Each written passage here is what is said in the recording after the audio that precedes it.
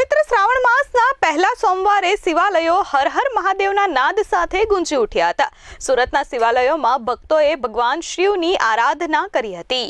પવિત્ર શ્રાવણ માસની શરૂઆત થઈ ગઈ છે। આજે શ્રાવણ માસનો પ્રથમ સોમવાર છે, ત્યારે સુરત શહેરમાં આવેલા શિવાલયોમાં ભક્તોનું ઘોડાપૂર ઉમટી પડ્યું હતું। ભક્તોએ શિવલિંગ પર જળ, દૂધ, બિલ્વપત્ર વગેરેથી અભિષેક કરી પૂજા અર્ચના કરી હતી, તેમજ શિવાલયો હર હર મહાદેવના નાદ સાથે ગુંજી ઉઠ્યા હતા। સુરતના ઓલપાડ સ્થિત સિદ્ધનાથ મહાદેવ મંદિર, વરાછાના કર્મનાથ મહાદેવ મંદિર, કતાર ગામના કાંતારેશ્વર મહાદેવ મંદિર, અડાજણના ગંગેશ્વર મહાદેવ મંદિર, ડુમ્મસ રોડ પર આવેલ રૂંઢનાથ મહાદેવ, અઠવાલાઇન્સ સ્થિત ઈચ્છાનાથ મહાદેવ, પાલ સ્થિત અટલ આશ્રમ અને જહાંગીરપુરા સ્થિત આવેલા પ્રાચીન કુરુક્ષેત્ર સહિતના મંદિરોમાં ભક્તોનું ઘોડાપૂર ઉમટી પડ્યું હતું। ભક્તોએ ભગવાન શિવની આરાધના કરી ધન્યતા અનુભવી હતી। સુંદર વાત છે। 3 વાગ્યાથી અત્યારે ભક્તો આવી રહ્યા છે। અત્યારે જો તે 1000થી પણ વધારે માણસો આવી ગયા છે। દાળ, દૂધ, દહીં વગેરે અભિષેક કરે છે।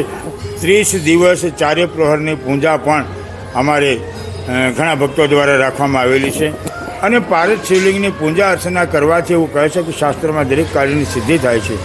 12 જ્યોતિર્લિંગથી અધિક ફળ ધરાવનારું હોય તે પારદ શિવલિંગ છે। ભવાનીએ જ્યારે શિવને પ્રશ્ન કર્યો કે હે શિવ, આ જીવનું કલ્યાણ કઈ રીતે થાય, ત્યારે એને કીધું કે હે દેવી, આપણા બીજથી જગતની ઉત્પત્તિ થઈ।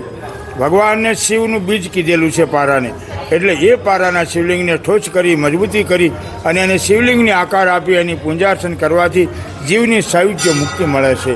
આવો આપણે પણ સુરતના આંગણે આવું શિવજીનું 2351 કિલોનું નાભી સહિતનું શિવલિંગ હોય, જેના દર્શન કરીએ અને સર્વ કાર્યની સિદ્ધિ। તમે કોઈ પણ મન્નત લો અને તમારી પૂર્ણ થાય તો પારદેશ્વર મહાદેવ કરે છે।